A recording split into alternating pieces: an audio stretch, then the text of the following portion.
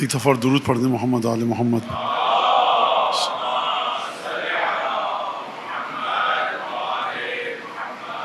اعوذ باللہ من الشیطان الرجیم، بسم اللہ الرحمن الرحیم۔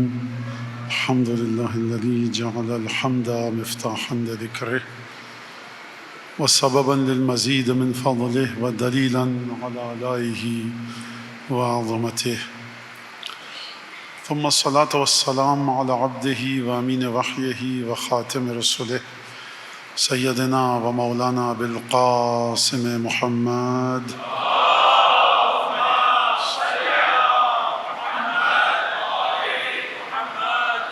وعلى اہل بیتہ الطیبین الطاہرین الذین اذهب اللہ عنہم الرجس وطہرہم تطہیرا۔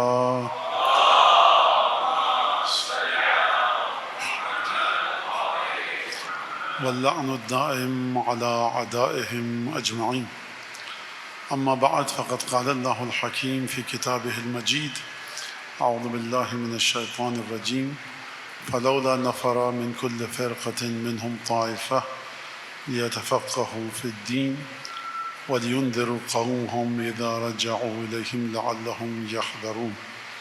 درود بھیجیں محمد آل محمد۔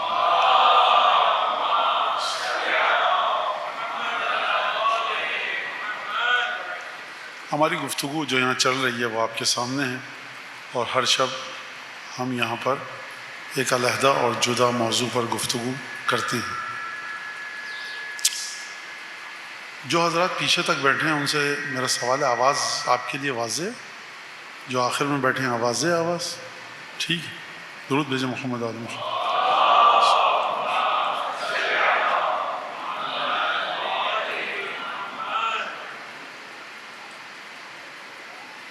دعا کی درخواست کی گئی ہے، دعائے صحت کی۔ پروردگار عالم اس فرش ازا پر اور جہاں جہاں بھی عزادار ہیں فرش ازا پر، وہ جو عزاداری کر رہے ہیں ان کی قسم دیتے ہیں پروردگار عالم کو، حضرت حجت کی جو عزاداری ہے اس کی قسم دیتے ہیں کہ آپ کے گھروں میں خدا نخواستہ جہاں جہاں بھی آواز جا رہی ہے اور جو بھی التماس دعا کہنا چاہتا ہے ان سب کے مریضوں کے لیے، بیماروں کو پروردگار عالم شفاء کامل عاجل عنایت فرمائے۔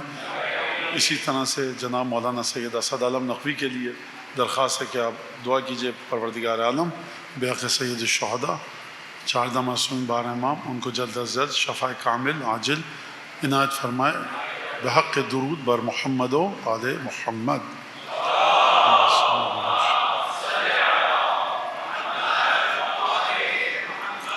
پروردگار عالم کا ارشاد ہو رہا ہے سورہ توبہ میں، فلولا نفر من کل فرقۃ منہم طائفہ، کیوں نہیں کرتے تم لوگ ایسا کہ ہر گروہ میں سے کچھ لوگ نکلیں اور نکل کر جائیں، لیتفقہوا فی الدین، خوب اچھی طرح سے دین کی سمجھ حاصل کریں، وَلِيُنذِرُوا قَوْمَهُمْ إِذَا رَجَعُوا إِلَيْهِمْ، اور نکلیں گھر سے باہر، ہر قوم میں سے کچھ نہ کچھ لوگ جائیں، خوب اچھی طرح دین کی سمجھ پائیں، دین کی سمجھ کو حاصل کریں، اور اس کے بعد جن اپنے رشتہ داروں، اپنے قبائل، اپنے خاندان، اپنے علاقوں سے نکل کے آئے ہیں انہی کی طرف لوٹ کر جائیں، اور لِيُنذِرُوا قَوْمَهُمْ اپنی اپنی قوموں کو ڈرائیں، خدا کا خوف دلائیں، إِذَا رَجَعُوا إِلَيْهِمْ کہ جب ان کی طرف لوٹ کر جائیں، لَعَلَّهُمْ يَحْذَرُونَ، امید یہ ہے، ہو سکتا ہے کہ جب یہ خدا کے دین میں سمجھ حاصل کریں گے اور اپنی قوم کی طرف لوٹ کر آئیں گے، ان کو خدا کے عذاب سے، خدا کے خوف سے ڈرائیں گے، تو امید یہ ہے کہ ان کی قوم ان کی بات سنے گی اور اس کے دل میں بھی خوف خدا پیدا ہوگا۔ عنوان جو آج کا ہے وہ ہے مومنین، محبان اہل بیت، اہل بیت کے چاہنے والے، اور ان کا امام زمانہ سے ارتباط اور تعلق۔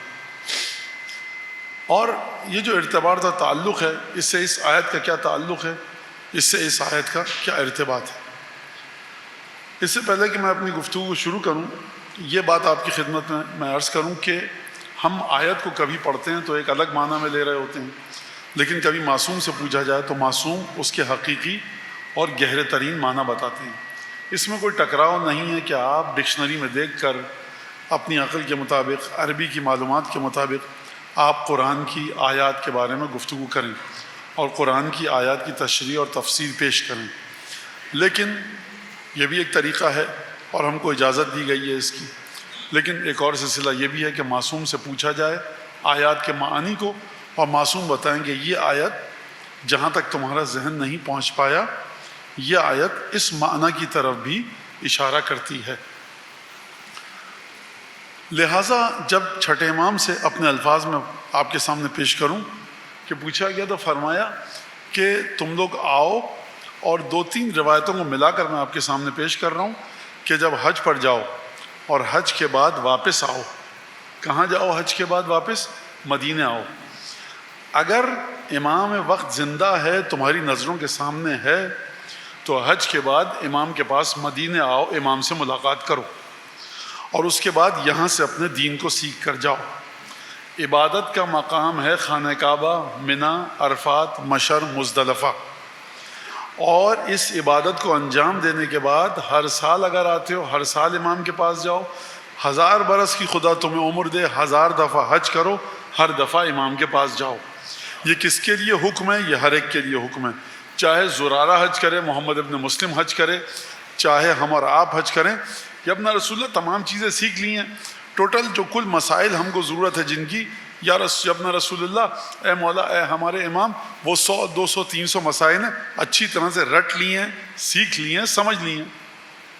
اب ان کے علاوہ کسی چیز کی ضرورت ہم کو نہیں ہوگی.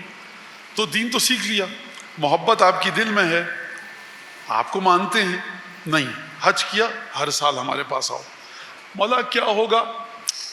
ہوگا جو کچھ نہیں ہوگا یا ہوگا اس کی بات الگ ہے، تم ہمارے پاس آؤ. یہ کیا ہے؟ اتمام حج. اگر یہ کام نہیں کیا تو تمہارا حج ناقص ہے. آپ کسی فقیہ کو بھی فتویٰ دیتے ہوئے نہیں پائیں گے کہ وہ یہ کہے کہ میں جان بوجھ کے مدینے نہیں گیا تو میرا حج باطل ہے. وہ کہے گا باطل نہیں ہے. تو پھر اتمام حج یعنی حج جو اپنی بھرپور روحانیت، معنویت دکھائے گا، حج جو اپنا اثر دکھائے گا، وہ اس وقت مکمل ہوگا کہ جب آپ معصوم کی بارگاہ میں آئیں. فقہی لحاظ سے آپ کا حج بالکل صحیح ہے، لیکن حج کی جو معنویت اور روحانیت ہے وہ اس وقت اپنا اثر دکھائے گی کہ جب آپ معصومین کی بارگاہ میں آئیں اور زیارت کریں. لہٰذا مدینے کی زیارت کو اتمام حج، حج مکمل ہوتا ہے، کمپلیٹ ہوتا ہے، تکمیل تک پہنچتا ہے حج معصوم کے پاس جائیں. یعنی دوبارہ میں اس کو دہراؤں، عجیب بات یہ ہے کہ آپ کو ایک ایک چیز اپنے دینی مسائل پتہ ہیں، توحید، عدل، نبوت، قیامت، اصول دین بھی آپ جانتے ہیں، فروع دین بھی جانتے ہیں، لیکن اس کے باوجود معصوم کہہ رہے ہیں کہ ہر سال ہمارے پاس آؤ اور ہم سے دین سیکھ کر جاؤ. اور دین سیکھو، آیت نے کیا کہا؟ لیتفقہوا فی الدین، خوب اچھی طرح باریکی کے ساتھ دین کو سیکھیں.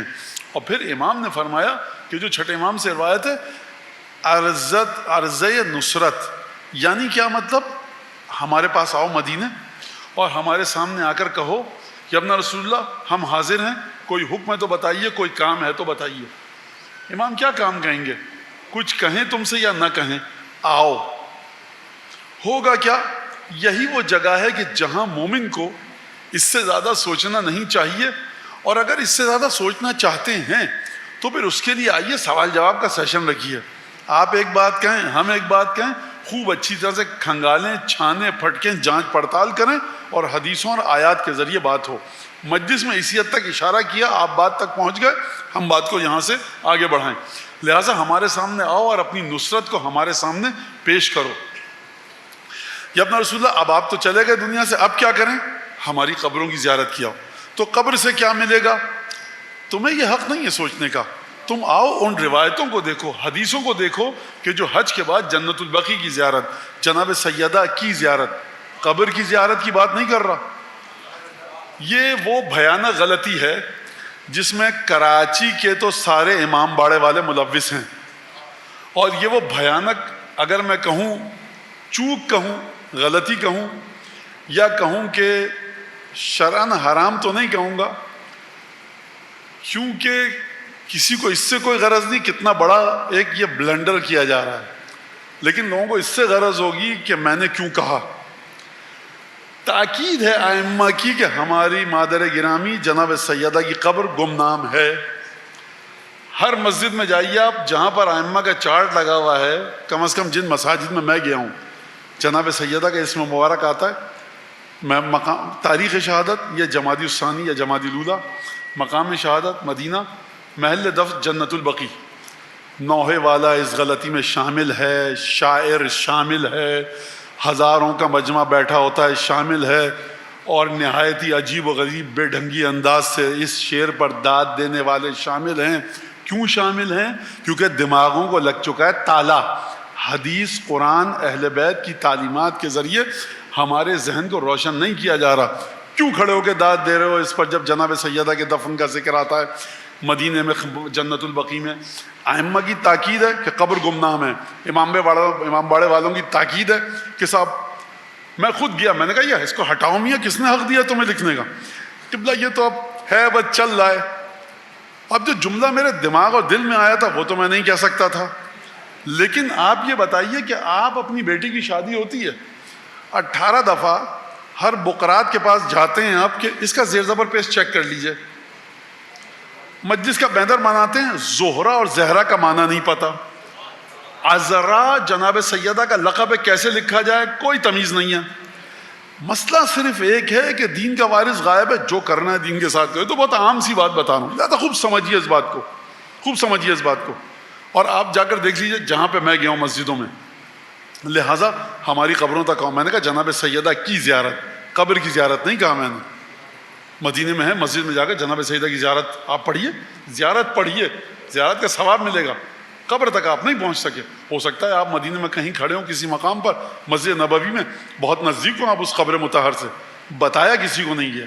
آپ اس بات کو سمجھیں, لہٰذا آؤ ہم تک.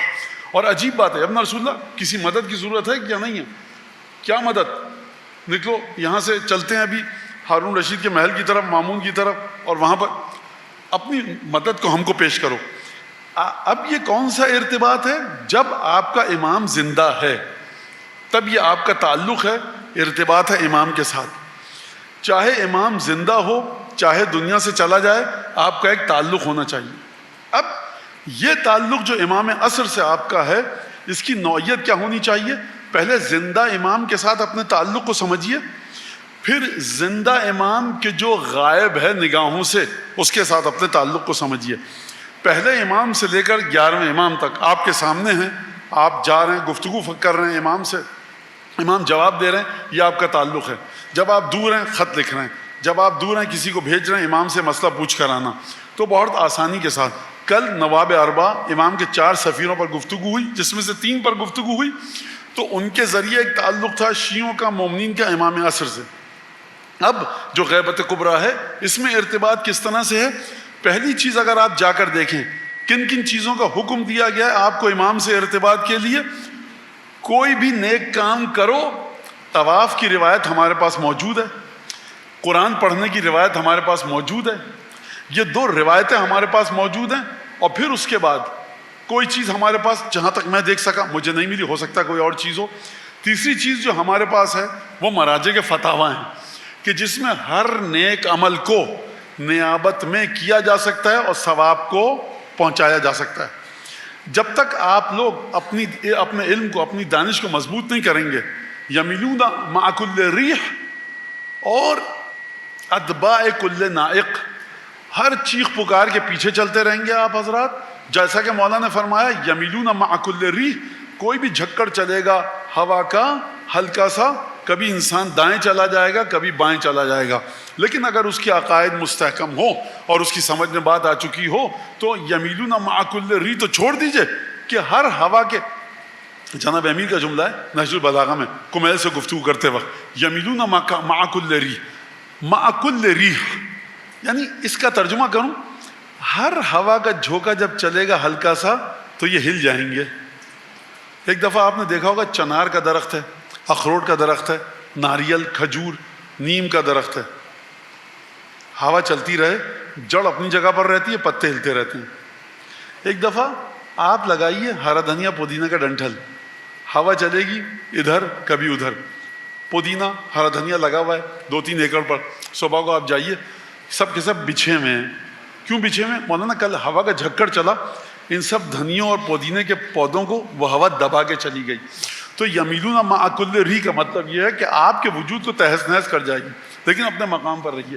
جناب امیر کیا فرما رہے ہیں؟ ہر ہوا کے جھکڑ کے ساتھ، جھکڑ تو غلط کہا میں نے، ہلکی سی ہوا چلتی ہے یہ ہل جاتے ہیں. لیکن اگر ایمان کامل ہو جائے تو پھر نہج البلاغہ میں جناب امیر فرما رہے ہیں لا تحرکہ العواصف، مومن کو طوفانی تیز و تند ہوائیں اپنی جگہ سے ہلا نہیں سکتی. یہ جو کمزور آدمی یمیلون، ہوا کا ہلکا سا جھونکا چلا دائیں سے بائیں. مومن اگر ایمان کے مرحلے پر چلا جائے لا تحرکہ العواصف، لہٰذا اپنے عقائد کو مضبوط کیجئے. احادیث، قرآن، ائمہ کی زیارات کے ترجمے پڑھ کے، دعاؤں کے ذریعے اپنی احادیث کو، اپنے ایمان کو مستحکم کیجئے. یہ ہم کو حکم دیا جا رہا ہے. لہٰذا اگر آپ جا کر دیکھیں کس طرح سے ہم کو 12ویں امام، کیونکہ 12ویں آقا کا ذکر ہے، 12ویں مولا کا ذکر ہے، لہٰذا ہم فوراً جاتے ہیں اس طرف. کافی آپ کا وقت لے لیا، اب چلتے ہیں اس طرف کہ جو ہم کو چیز ملتی ہے دعا. سب سے پہلے تو یہ ایک موضوع ہے اپنے مقام پر. کون سا موضوع؟ کہ خود امام حسین علیہ السلام کا اور امام زمانہ علیہ السلام کا آپس میں تعلق کیا ہے. مولانا اس میں کون سی ایسی بغل بچوں کے راکٹ سائنس ہے ان کے آبا و اجداد میں سے؟ یہ تو ہارون رشید کو بھی پتہ ہے، یہ مامون کو بھی پتہ ہے، آپ کو کیا پتہ ہے؟ آپ امام حسین کا جب ذکر آتا ہے اس کے ساتھ تعلق کہاں پر رکھتے ہیں حضرت حجت کو؟ یہ ایک موضوع ہے باقاعدہ حدیث اور قرآن کی روشنی میں. البتہ تو یہ اپنے ذہن میں رکھیے گا. اچھا، اب سلسلے کو امام کے کہاں سے شروع کیا جائے، میں خود پریشان ہوں. روایت ہمارے پاس ہے کہ جب سرکار ختمی مرتبت گئے اور معراج پر تو بتایا گیا، وعدے لیے گئے، 3 وعدے تھے. تینوں وعدوں پر رسول خدا کا، یہ میرے الفاظ ہیں، حدیث کے نہیں ہیں، جو الفاظ ختمی مرتبت کے ہوں، فرمایا پروردگار من کا توفیق و صبر. یہ جو وعدہ لے رہا ہے خدا، صبر تیری طرف سے ہے، توفیق تو دے گا. بڑا کٹھن وعدہ دیا خدا نے رسول خدا سے. پھر دوسرا وعدہ لیا جناب امیر کے سلسلے میں، رسول خدا نے فرمایا وعدہ دیا. تیسرا وعدہ لیا جناب سیدہ امام حسن امام حسین اور امام حسن اور امام حسین کی اولادوں کے سلسلے میں. یہ جو آپ خوب توجہ کیجیے گا، یہ جو آپ فاطمہ زہرا کے بچوں کے مصائب سنتے ہیں، گریا کرتے ہیں، یہ جو آپ جناب سیدہ کے اولاد پر مصیبت آئی اس پر آپ کے دل کو تکلیف ہوتی ہے، یہ زمین کی بات ہی نہیں ہے. آپ کے اس گریے کا تعلق ہے شب معراج رسول خدا کے دل سے. وہ لوگ اپنی حیثیت کو سمجھیں. آپ جب تک حدیثوں کی ایندک لگا کر اپنی زندگی کے چھوٹے چھوٹے واقعات کو نہیں سمجھیں گے آپ کی سمجھ میں نہیں آئے گا. سحری کے وقت کون سی سورہ پڑھنے کا حکم ہے؟ انا انزلنا. افطار کے وقت کون سی سورہ پڑھنے کا حکم ہے؟ انا انزلنا. تعلق کیا ہے آپ سے انا انزلنا کا؟ فرشتے تو نازل ہو رہے ہیں آپ کے امام پر، آپ رہتے زمین پر ہیں، طبعیت امامت کی وجہ سے آپ ہیں زمین پر، دل آپ کا اپنے امام کے ساتھ متصل ہے. وہی چیز جو میں نے پہلے عشرے میں حدیث پیش کی نہج البلاغہ میں کہ جناب امیر المومنین نے فرمایا کہ قلوبہم فی الجنہ و اجسادہم فی العمل. دنیا میں کچھ ایسے لوگ ہیں، اور سب سے بڑھ کر کون ہے سر فہرست، ان میں سب سے بلند مقام پر کون ہے؟ وہ خود وہی ہستی ہے کہ جو نہج البلاغہ میں پکار پکار کے گفتگو کر رہی ہے کہ میں ان لوگوں کا امام ہوں قلوبہم فی الجنہ و اجسادہم فی العمل، جن کے دل جنت میں ہوتے ہیں، بدن زمین پر ہوتا ہے. لہٰذا یہ کیسے ہو سکتا ہے کہ آپ ان لوگوں کے ساتھ تعلق رکھیں کہ جو زندہ ہیں اس دنیا میں تو دل جنت میں ہے، اور آپ کا خود دل عالم بالا سے تعلق میں نہ ہو. خوب توجہ کے ساتھ سنیے. لہٰذا رسول خدا، یہ جو میں نے کہا آپ کا دل شب معراج، اس کو سمجھیے ذرا. رسول خدا سے جب پروردگار عالم نے وعدے لیے تو رسالت مام نے کیا فرمایا؟ پروردگار وعدہ دیا وعدہ دیا. اس سے پہلے کہ آپ لوگ کہیں، نوجوان جو میرے دوست بیٹھے ہیں وہ جہاں جس کو تھوڑی سی جگہ، نوجوانوں سے کہہ رہا ہوں، تو اب شاید اس میں میری عمر والے بھی نوجوان ثابت کرنے کے لیے اپنے آپ کو آگے آ جائیں. تو جہاں جگہ مل رہی ہے آپ لوگ سے رکھتے ہوئے، ذرا کھسکتے ہوئے اگر آگے آ جائیں، صلوات پڑھتے ہوئے محمد آل محمد.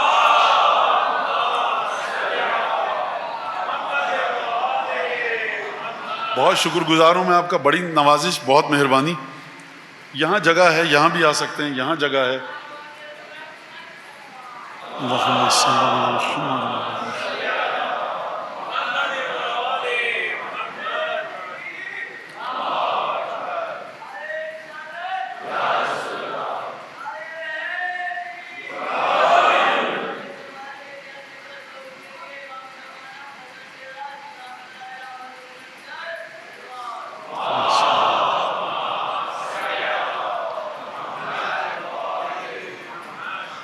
اگر رسول خدا یہ جو فرما رہے ہیں، میں آسانی سے ایک بات سمجھا دوں، نماز، روزہ، حج، زکوٰۃ، خمس، جہاد سب نازل ہوا آسمان سے کہ نہیں ہوا؟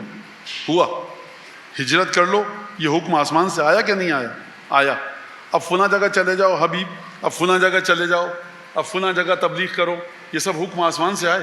ایک جگہ بتائیے رسول خدا نے فرمایا ہو پروردگار مجھے صبر دے اس موقع پر؟ یہ جو آسمان پہ گئے ہیں اور جناب سیدہ امیر المومنین حسن حسین کے سلسلے میں وعدے لیے گئے، یہ جو وعدہ لیا گیا رسول خدا سے پہلا، دوسرا، تیسرا، اس وعدے کو دیتے وقت فرما رہے ہیں کہ پروردگار من کا صبر و توفیق اسلم لامرک، پروردگار میں تیرے حکم کے سامنے سر جھکا چکا ہوں اور تو مجھے صبر کی طاقت دے گا، توفیق تجھ سے آئے گی۔ جب آخری نبی صبر کی دعا کرے، اس کا مطلب ہے کہ یہ بات عالم دنیا کے بس میں آ ہی نہیں سکتی، یہ ہے بات عالم غیب کی۔ تو آپ بھی اگر جناب امیر اور پنجتن کے مصائب سنتے ہیں اور آپ کا دل بےتاب ہو جاتا ہے، صبر نہیں کرتا، اس کا مطلب ہے کہ آپ کا دل رسول خدا کے دل سے جڑا ہوا ہے، کیونکہ جب آپ کا رسول کہہ رہا ہے کہ پروردگار صبر کی طاقت مجھ کو دے، مجھے توفیق دے، اس کا مطلب مرحلہ کٹھن ہے۔ اس کٹھن مرحلے کو کوئی درک نہیں کر سکا سوائے اس کے جو فرش اعظم پر آتا ہے۔ اب میں اگر یہ نہ کہوں کہ آپ کا تعلق مقام معراج میں رسول خدا کے ساتھ ہے، اگر میں یہ نہ کہوں کہ جنگ جمل میں اس صحابی کی طرح ہے کہ جس نے کہا تھا کاش میرا بھائی زندہ ہوتا، اور جناب امیر نے فرمایا ٹھیک ہے تیرا بھائی، میرے الفاظ ہیں، تیرا بھائی زندہ نہیں ہے اب ٹھیک ہے، ہوا آخی کانا معانا، تیرے بھائی کی دل کی آرزویں ہمارے ساتھ تھیں کہ نہیں تھیں؟ کہا مولا تھیں۔ کہا اگر تھیں تو تیرا بھائی ہمارے ساتھ تھا۔ اب اس کے بعد 11ویں امام، یہ جو سلسلہ چل رہا ہے تمام کا تمام، 11ویں امام دنیا میں تشریف لائے۔ حکیمہ خاتون نے سب سے پہلے زیارت کی ظاہری لحاظ سے امام زمانہ علیہ السلام کی، اور اس کے بعد کیا فرمایا امام جناب حکیمہ خاتون نے کہ جو امام علی نقی علیہ السلام، امام عسکری علیہ السلام کی پھوپھی ہیں۔ کیا جملہ ہے آپ جانتے ہیں؟ پہلا جملہ سیدی اپنے بھتیجے سے کہہ رہی ہیں جو کہ امام وقت بھی ہے، گویا کہ سمجھ لیجئے جناب زینب امام سجاد سے گفتگو کریں، جناب حکیمہ خاتون کس سے گفتگو کریں؟ امام عسکری سے، کہ بیٹا یہ کیا ہے کہ اخذ حبہ مجامع قلبی، میں نے جیسے ہی تمہارے اس بیٹے کو دیکھا ہے نا، اس کی محبت، مجھے سے محبت ہو گئی نہیں، محبت کے لیے الگ لفظ ہو گئی ہے، فرمایا اخذ حبہ مجامع قلبی، یہ تمہارے بیٹے کی ولادت کے فوراً بعد میں نے اس کو دیکھا، اس کی محبت نے میرے پورے وجود کو اپنے قبضے میں لے لیا ہے۔ یہ ہے، میں نے آپ کے سامنے پہلے کہا تھا نا کہ جناب علی اکبر آ رہے ہیں، آپ کے گھر میں ولادت ہوئی ہے بچے کی، 2 دن کا بچہ ہے، علی اکبر کے چہرے کی طرف کیجئے، دیکھیے بچہ مسکراتا ہے کہ نہیں مسکراتا؟ مولانا وہ حضرت علی اکبر کو نہیں پہچانتا، ماننا نہیں، مومن کا بچہ، مولانا تھوڑی ہے کوئی، امام ابا قبا میں دیکھا بچہ ڈر کے رونے لگا، یہ شہزادہ علی اکبر کی بات ہو رہی ہے، قاسم ابن حسن کی بات ہو رہی ہے، ابو الفضل عباس آئے تمہارے گھر میں ولادت ہوئی بچے کو، اچھا دیکھو جو جملہ کہہ رہا ہوں اسی تک رکھنا، اب ہر علم کے سامنے جا کر یہ تجربہ کیا، میں اس کا ذمہ دار نہیں ہوں، میری تمام گفتگو کا مرکز ہے ذات معصومین، ذات ائمہ، ذات امام زادگان۔ دنیا کے کسی آدمی نے کیا عمل کیا اس کا ٹھیکہ نہ میں نے لیا ہے نہ میں اس کا ذمہ دار ہوں، میں صرف اس کی ذمہ داری لے سکتا ہوں بتانے کی کہ جس کی ذمہ داری معصومین نے لی ہے، وہ آپ نے علم لگایا، وہ آپ کا علم ہے، میں بات کر رہا ہوں وجود مبارک علی اکبر کی، وجود مبارک قاسم ابن الحسن کی۔ مولانا ان کے علم کا تعلق بالکل ہے تعلق، لیکن اگر علم ہو بہو قاسم ابن الحسن ہے تو یہ ہمارا وتیرہ نہیں ہے کہ ہم اپنے ہاتھ کی بنی ہوئی چیز کو ہو بہو قرار دے دیں، ہم اپنے ہاتھ کی بنائی ہوئی چیز کو مرحلے برکت پر سمجھتے ہیں، شبیہ سمجھتے ہیں، علم پکڑ کے دعا بھی مانگیں گے، علم پر ماتھا ٹیک کر گریہ بھی کریں گے، لیکن یہ کبھی نہیں کہیں گے یہ وہی علم ہے جو کربلا میں تھا۔ ہم ہر چیز کو اس کے مقام پر رکھ کر بات کرتے ہیں، لہٰذا اس بات کو سمجھیے خوب اچھی طرح سے۔ اور پھر مصیبت ہے کہ میں علم کا مخالف نہیں ہوں، تابوت کا مخالف نہیں ہوں، میں مخالف اس بات کا ہوں کہ جو آپ کی چیز ہے اس کو کہیے ہماری بنائی ہوئی چیز ہے، ہمارے عقیدے کی تجلی ہے، ہم نے اپنی محبت کے اظہار کے لیے بنایا ہے۔ یا مجلس ہو رہی ہے، آپ کہہ سکتے ہیں کہ مولانا کی زبان سے نکلا ہوا ایک ایک لفظ امام زمانہ نے مہر تصدیق لگائی ہے، اگر یہ کہا گناہگار ہو جہنم تمہارا ٹھکانہ ہے، مولانا آپ نے غلط بات کی نہیں، تمہارے مطابق نہیں کی نا، حضرت حجت کے علم کی بنیاد پر کبھی ہم کو مت تولنا، کہنا ہم کو اچھی باتیں لگی انشاءاللہ کہ مولا راضی ہوں، خوب ذرا سی باریکی ادھر سے ادھر ہو گئی اہل بیت کے سلسلے میں بڑا مسئلہ خراب ہو جائے گا. خوب توجہ کیجیے گا اس بات کے اوپر. لہٰذا جو اخذ حبہ مجامع قلبی،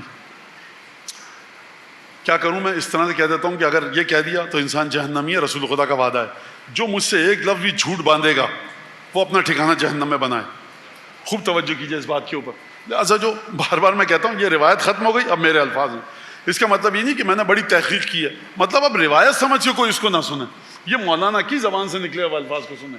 اپنے ذہن کو عادی بنائیے، جرت دیجیے اپنے آپ کو کہ جہاں تک معصوم ہیں ختم ہو گئی بات. اب یہ اس کے بعد غیر معصومانہ بات ہے، صاحب عصمت کی زبان سے نہیں آئی ہے، اس میں تحقیق کی گنجائش ہے، اعتراض کی گنجائش ہے، تردید کی، نقص کی، ابرام کی، سب کی گنجائش ہے. یہ جناب حکیمہ خاتون، اس بچے کی محبت میرے وجود میں، سراپے میں، اس نے میری محبت کو، اپنی محبت کو جکڑ لیا میرے وجود نے، میرے وجود کو اس کی محبت نے. موضوع کیا ہے ہمارا؟ امام عصر سے ارتباط. اگر روح اتنی بلند ہو کہ جیسے حکیمہ خاتون کی، پھر درس و تدریس کی ضرورت نہیں ہے امام زمانہ کی محبت کے لیے. ادھر بچے نے دنیا میں قدم رکھا اور ادھر محبت داخل ہو گئی دل میں. لہٰذا آپ نے روایت سنی ہوگی جابر بن عبداللہ انصاری کی، مدینے میں اب کتنے بچے ہوئے تھے، کتنے بچے پیدا ہوئے مجھے نہیں پتا، کہ ہم لے کر جاتے تھے علی کے سامنے. بچہ دیکھ کے مسکراتا تھا تو ہم ایک نتیجہ نکالتے تھے، بچہ دیکھ کر کراہیت کا اظہار کرتا تھا. یہ ہے واقعہ.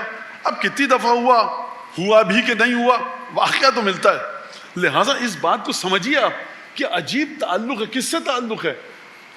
موالیان اہل بیت، محبان اہل بیت کی روحوں کا تعلق ہے اہل بیت کے چاہنے والوں کے ساتھ اور اہل بیت کے ساتھ. تو ابھی بچہ دنیا میں آیا، محبت نے جکڑ لیا مجھے. تاریخ نے ایک اور شخص کا لکھا ہے واقعہ. اب یہ سید الشہداء کا عجیب معجزہ ہے. میں یہ واقعہ سناؤں گا، نتیجہ نکال کے نہیں دوں گا کیونکہ پھر بات بہت دور ہو جائے گی. میں بتانا چاہتا ہوں کہ ارتباط بڑے عجیب انداز کا ہے. تاریخ مورخین نے لکھا ہے یہ واقعہ. جب امام حسین علیہ السلام اکیلے رہ گئے تو ایک شخص یزید کے لشکر میں تھا. اس نے کہا کہ اب کیا کر، کہا اس کو قتل کرنا ہے. کہا بیٹے، بھائی، بھتیجے، بھانجے، دوست، انصار، یار و یاور سب مارے گئے، اب اکیلا ہے، چھوڑ دو، جائے اپنے گھر کی خواتین کے ہاتھ پکڑ کے جہاں جانا ہے جائے. یہ اب بے ضرر ہو چکا ہے، یہ اب تمہارے خلاف کچھ کہا نہیں، حکم تو اس کو بھی قتل کرنے. کہا غلط بحث ہوئی اور یہ شخص جو لشکر یزید میں تھا اس نے تلوار نکالی اور وہیں پہ اپنے لشکر والوں کے خلاف تلوار چلائی. آپ سمجھ رہے ہیں؟ یعنی اب آپ کی سمجھ میں آیا کہ مولا حسین نے تمام اصحاب و انصار و یار و یاور کے شہادت کے بعد کیوں خطبہ دیا؟ شاید اسی ایک آدمی کو بچانے کے لیے خطبہ دیا ہو. یعنی امامت ڈھونڈتی ہے ان کو. ایک شخص ہے ادھر ہے لیکن ادھر بھی دیکھ رہا ہے، یہ ہے حر. ذرا سی محبت الفت کا اشارہ کیا آ گیا. ایک ہے کہ جو گہرائی میں ڈوب چکا ہے، اس کے لیے ذرا مزید زحمت کرنی پڑے گی. ایک ہے اور مزید گہرائی میں، اس کے لیے پانی میں آپ کو پھاندنا پڑے گا، کودنا پڑے گا. ایک ہے کود نہیں سکتے، رسی ڈالنی پڑے گی. یہ دنیا میں کرتے ہیں کہ نہیں کرتے؟ اب سید الشہداء دیکھیے، ارتباط امامت کے ساتھ خطبے دے رہے ہیں. کیوں خطبے دے رہے ہیں؟ امام حسین کو کیا علم نہیں تھا کہ یہ مجھے شہید کریں گے؟ کیا وعدہ طفلی نہیں تھا؟ امام حسین کو پتا تھا. پھر یہ خطبے دے کر کیا نعوذ باللہ امام وقت ضائع کر رہے ہیں؟ کیا نعوذ باللہ امام یہ چاہ رہے ہیں کہ خطبے دوں گا، سافٹ کارنر پیدا ہوگا دل میں تو مجھے چھوڑ دیں گے؟ امام جانتے ہیں کہ مجھے شہید کریں گے. یہ خطبے کیوں دے رہے ہیں؟ ارتباط پیدا ہو جائے اپنے زمانے کے امام کے ساتھ. 30,000 کے لشکر میں اگر کوئی ایسا ہے کہ جس کے دل میں روشنی کی ہلکی سی کرن ہے، اگر کسی کے دل میں لو جل رہی ہے تو خطبوں کے ذریعے اسے ذرا دہکایا جائے. جب کوئلے بجھ رہے ہوں تو آپ ہوا لگاتے ہیں کہ نہیں لگاتے؟ دہکاتے ہیں. دہکائیں، شاید دل میں روشنی اٹھے. اس کے بعد پھر احمد ابن اسحاق قمی آئے امام عسکری کے پاس. کہا یا ابن رسول اللہ، تم یہ پوچھنے آئے ہو کہ میرے بعد امام کون ہے؟ کہا جی. گئے حضرت حجت کو لا کر دکھایا، علی عاتقہ ہی، یہاں پر بٹھا کر لائے امام زمانہ کو. کہا میرے بعد تمہاری یہ حجت ہے. فرمایا لا یغیبن غیبۃ لا ینجو من الہلکۃ. یہ وہ پہلا تعارف ہے امام کا. اب دیکھیے گفتگو، میں اس واقعے کو پہلے مکمل کر لوں اور آپ میں سے کسی کی دعا لگی ہے ورنہ یہ واقعہ رہ جاتا. وہ کیا ہے؟ جب معراج پر گئے تو کہا تمہارے ساتھ یہ ہوگا اور 12 نور دکھائے گئے رسول اللہ کو. کہا یہ کون ہے؟ اپنے الفاظ میں کہہ رہا ہوں. کہا یہ تمہارے بعد تمہارے وسیع ہیں، جناب امیر سے لے کر حضرت عسکری تک یہ نور دکھائے گئے. اور ایک نور تھا جو اپنے مقام پر ایستادہ تھا.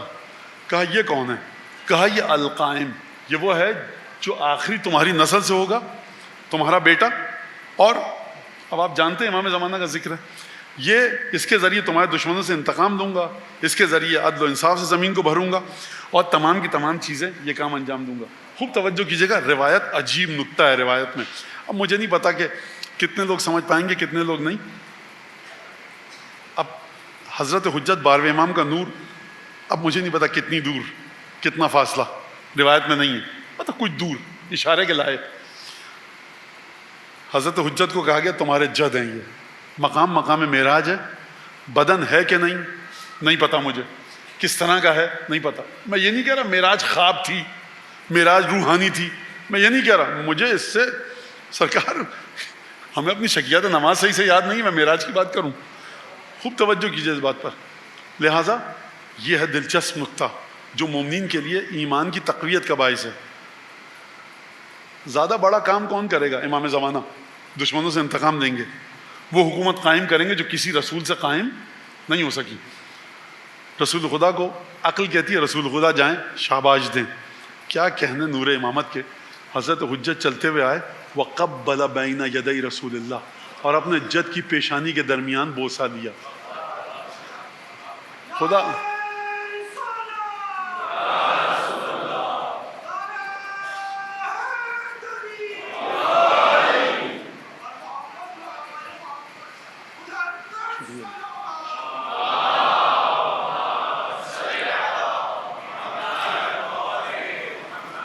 آپ ارتباط دیکھ رہے ہیں، حکیمہ خاتون کا ارتباط، مقام معراج پر ارتباط.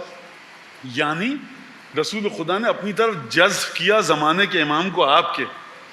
اب اگر آپ امام زمانہ کے وجود میں جذب ہو رہے ہیں نا، اور کہا جائے دیکھیے آپ امام زمانہ ذرا رسول کو بھی مانیے، تو بھائی رسول کی مرضی اس وقت حضرت حجت صاحب العصر کے ہاتھ میں ہے. اگر آپ امام زمانہ سے لو لگائیں گے تو گویا کہ آپ نے رسول اللہ خدا سے لو لگائی. 11ویں امام کے واقعے پہ آئیے دوبارہ. یہ واقعہ ختم ہو گیا. آئیے کہا کہ دیکھو غیبت، اس کو غیبت ملے گی، غائب ہو جائے گا، ہلاک ہو جائیں گے سب اس کی غیبت میں، مگر وہ 2 لوگ بچیں گے کہ من ثبتہ اللہ علی القول بامامتہ، کہ جس کو خدا اس 12ویں کی امامت پر پابند اور کاربند رکھے گا، مضبوط رکھے گا. ووفقہ للدعاء بتعجیل فرجہ، اور جس کو خدا توفیق دے گا کہ اس کی ظہور کے لیے دعا کرتا رہے. یہ 2 چیزیں ہیں. اچھا امامت پہ تو مانتے ہیں، تو مولانا اب یہاں سے ایک مسئلہ آتا ہے کہ دعا کرتے رہیں، کوئی کام نہ کریں. یہ تو کوئی بات نہیں ہوئی. دنیا میں جو کچھ ہو رہا ہے ہمارا اس سے کوئی تعلق نہیں ہے. معاشرے میں جو ہو رہا ہے بس بیٹھ کر، یہ تو عیسائیت ہو گئی، یہ تو رہبانیت ہو گئی، یہ تو بھکشو ہو گئے. آپ بدھسٹ جو بیٹھے ہیں اپنے ٹیمپل میں تسبیح جپ رہے ہیں، مالا جپے جا رہے ہیں، ان کو کچھ اس سے کام نہیں ہے دنیا سے. تو آپ کو کہا کس نے کہ امام کے جملوں کو امام کے مزاج اور طبیعت سے الگ کر کے اپنے ذہن کے مطابق تفسیر کیجئے؟ تفسیر کرنی ہے تو آپ امام کے جملوں کو امام کے مطابق تفسیر کیجئے. دعا کا مطلب کیا ہے؟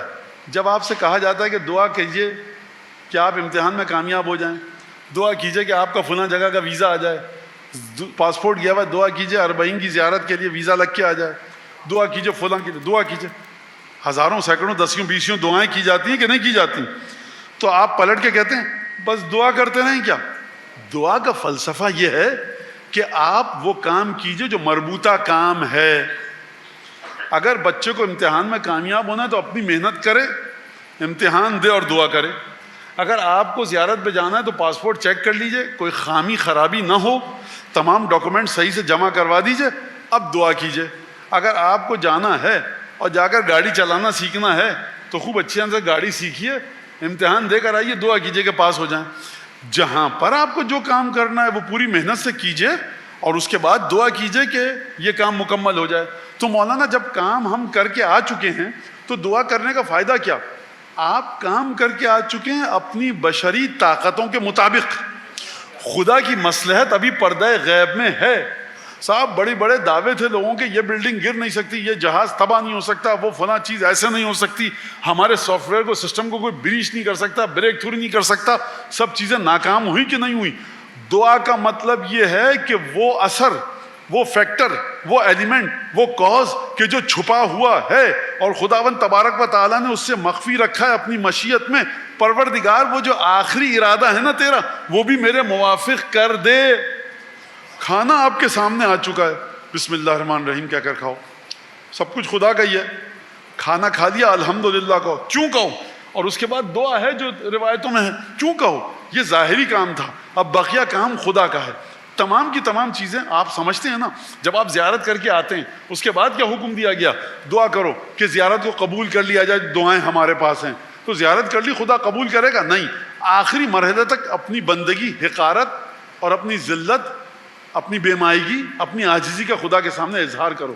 لہٰذا امام, اور دعا کب کرتا ہے انسان؟ دعا کا مطلب یہ نہیں کہ گھڑی دیکھ رہے ہیں, مولانا کہہ رہے ہیں اللہم عجل لولیک الفرج, پروردگار امام زمانہ کے ظہور میں تعجیل فرما, اور انسان بے تعلق ہو کر الہی آمین کہہ رہا ہے. انتہائی لیسٹ امپورٹنٹ, بالکل کم اہمیت ترین چیز ہے دعا. دعا کا مطلب یہ ہے کہ آپ چاہتے ہیں کہ یہ کام ہو جائے اور تڑپ تڑپ کے مانگنا, پکارنا. یعنی امام حسن عسکری علیہ السلام فرما رہے ہیں کہ اپنے دل میں میرے بیٹے کو اس مقام پر رکھو کہ جس طرح سے تم زندگی کے تمام کاموں کے لیے دعا مانگتے ہو, کیا اسی طرح سے دعا مانگو؟ نہیں. فرمایا ہلاک ہو جائے گا وہ شخص جو دعا نہیں کرے گا. لہٰذا اگر ہلاکت سے بچنا چاہتے ہو تو میرے بیٹے کے لیے دعا کرو. تو یہ فکر کہ دعا کرنے سے کچھ نہیں ہوگا, سرکار ہم نے بھی نہیں کہا, لیکن باقاعدہ ہم کو حکم دیا گیا ہے کہ دعا کرو. لا ينجو من الہلاکت, دو چیزیں ہوں گی, ایک تو یہ کہ دعا کرتا رہے تعجیل فرج کے لیے, تعجیل ظہور کے لیے, اور دوسری چیز کیا ہے کہ امامت پر کاربند رہے. یہ دو کام امام زمانہ علیہ الصلوۃ والسلام کے سلسلے میں. اب اس کے بعد جو ارتباط آتا ہے, بچوں کو دیکھیے, آئمہ نے کل جو تھا چوتھے نائب کا ذکر رہ گیا تھا, علی بن محمد السموری, 329 میں ان کا انتقال ہو گیا, چوتھے نائب کا. کہا کہ دیکھو فجمع امرک, خط آیا کہ اے علی بن محمد السمری آ جا کر لاہو, خدا تمہارے بھائیوں کو, تمہارے ساتھیوں کو صبر دے تمہاری موت کے سلسلے میں. امام کا خط آیا اور امام بتا رہے ہیں کہ تم مر جاؤ گے. فَإِنَّكَ مَيَّتٌ مَا بَيْنَكَ وَبَيْنَ ثَلَاثَةِ أَيَّامٍ. جہاں تک مجھے یاد پڑتا ہے 3 دن یا 6 دن, اب اس وقت شک آ گیا. بہرحال اے علی بن محمد السمری, دیکھو تم آج کے یہ خط ملنے کے بعد کچھ دنوں میں مر جاؤ گے. فَلَا تُوصِ إِلَىٰ أَحَدٍ, کسی کو اپنا وصی مت بنانا. دیکھو اب غیبت کبریٰ شروع ہو رہی ہے, یہ میرے الفاظ ہیں, نیابت خاصہ ختم ہو گئی. من ادعا المشاہدہ فکذبوہ, اب جو ہماری نیابت کا دعویٰ کرے اس کو کہو جھوٹا ہے. دلیل کیا ہے مولانا؟ دیکھ لیں, سن لیں ذرا, جھوٹے ہو تم. اس جملے کا فلسفہ آپ جانتے ہیں, آپ کے مولانا نے ایک جملے کے ذریعے آپ کی کتنی مشکلات کو حل کیا ہے. اگر ہر ہمہ شمع اٹھ کے کہہ دے, تاریخ میں ہمارے مراجع نے, علماء نے, فقہا نے کئی دفعہ امام زمانہ کی خدمت میں پہنچے ہیں, یہ بات واضح ثابت ہے, لیکن کسی نے آ کر دعویٰ نہیں کیا. حتیٰ خدا طول عمر دے, صحت و سلامتی دے, قوم کے عظیم اور بہت ہی متبرک اور بہت ہی وزنی مراجع میں سے ہیں حضرت آیت اللہ العظمیٰ سید موسیٰ شبیری زنجانی. ان سے کسی نے پوچھا آخوند خراسانی کے بارے میں کہ قبلہ آپ کے خیال میں جو آیت اللہ سید شیخ محمد کاظم خراسانی 1911 میں انتقال ہو گیا, وہ امام زمانہ کی خدمت میں پہنچے تھے؟ تو انہوں نے کہا کہ جلالت ایسی تھی آخوند خراسانی کی, ہو سکتا ہے پہنچے ہوں, لیکن مقام اور عظمت اور معرفت اس سے کہیں بلند ہے آخوند خراسانی کی کہ اگر امام کی زیارت کی ہو اور آ کر کسی کو بتائے. ہماری عظمت کی علامت یہ ہے کہ میں مثال دے رہا ہوں کہ میں نے امام کو دیکھا. کیا بات ہے مولانا کی امام کو دیکھا, اور ہمارا مرجع کہہ رہا ہے کہ اس سے کہیں بلند معرفت ہے آخوند خراسانی کی کہ اگر زیارت کرے تو بتائے. غور فرما رہے ہیں آپ اس بات کے اوپر؟ لہٰذا اس کے ذریعے امام نے کیا کام کیا؟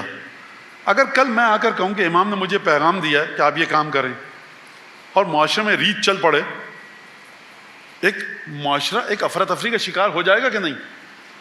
کہا گیا غیبت کبریٰ میں تم ہو تمہارا مرج تقلید، تمہارا مرج تقلید ایک تمہارے علم کے ساتھ منسلک ہے. اگر تمہیں یقین ہو گیا تمہارا مرج تقلید عادل نہیں ہے تو اب تقلید تم نے کی گناہگار ہو. غور فرما رہے ہیں؟ اگر تم نے جان لیا کہ تمہارے مرج تقلید میں کوئی صفت نہیں ہے جو کہ شرائط ہیں مرجے کی ختم ہو چکی ہیں، تو اب تم نے تقلید کی، تم گناہگار ہو. اور اگر امام زمانہ کے بارے میں سوچا کہ امام میں یہ شرط امامت چلی گئی ہے، اس کو کچھ نہیں ہوگا، تم منہ کے بل جہنم میں جاؤ گے. غور فرمایا آپ نے؟ یہ پہلا فرق سمجھ لیجئے مجتہد کا، فقی کا اور امام زمانہ کا. فقی کا وجود بعنوان فقی جامع الشرائط آپ کے علم سے وابستہ ہے، انحصار و دار و مدار آپ کے علم پر ہے. امام کی عظمت اور عصمت کا آپ سے کوئی لینا دینا نہیں ہے. آپ نہ فیصلہ کر سکتے ہیں بگاڑنے کا نہ سنوارنے کا. وجود امام کے وجود میں، وجود امام کی شخصیت میں آپ نہ رتی برابر بگاڑ پیدا کر سکتے ہیں نہ سنوار پیدا کر سکتے ہیں. وہ آپ کی اور ہماری پہنچ سے دور ہے، لہذا دکانوں کو بند کر دیا گیا. آپ دیکھ رہے ہیں مجھے بچے بھیجتے ہیں، پاکستان بننے کی جو تاریخ ہے بڑی قربانی کے ساتھ پاکستان بنا. اب آپ کو پتا فلانے صاحب کے پاس رسول اللہ آئے تھے کہ یہ کام کرو، فلانے صاحب کے پاس رسول خدا آئے تھے یہ کام کرو، فلانے صاحب کے پاس رسول خدا آئے تھے یہ کام کرو. اور آپ اپنی مرجعیت کی تاریخ میں دیکھیے، شاید آپ کو ایک آدھ دفعہ بھی قصہ نہ ملے امام زمانہ آئے تھے یہ کام کرو، امام زمانہ آئے تھے یہ کام کرو. کیوں؟ کیونکہ شخصیت کو جس طرح سے ہم اپنے معصومین کو بلند سمجھتے ہیں، ہر کس و ناقص کے خواب میں ہم اس کو دخل بھی نہیں کرتے، اور جس طرح سے لوگ رسول خدا کو سمجھتے ہیں ہر ایک کے خواب میں رسول خدا کو لا رہے ہیں. یہ آپ کی معرفت کا پر دار و مدار ہے اس بات کا. لہٰذا یہ بات آپ نے سمجھ لی اگر تو درود بھیجیں محمد آل محمد.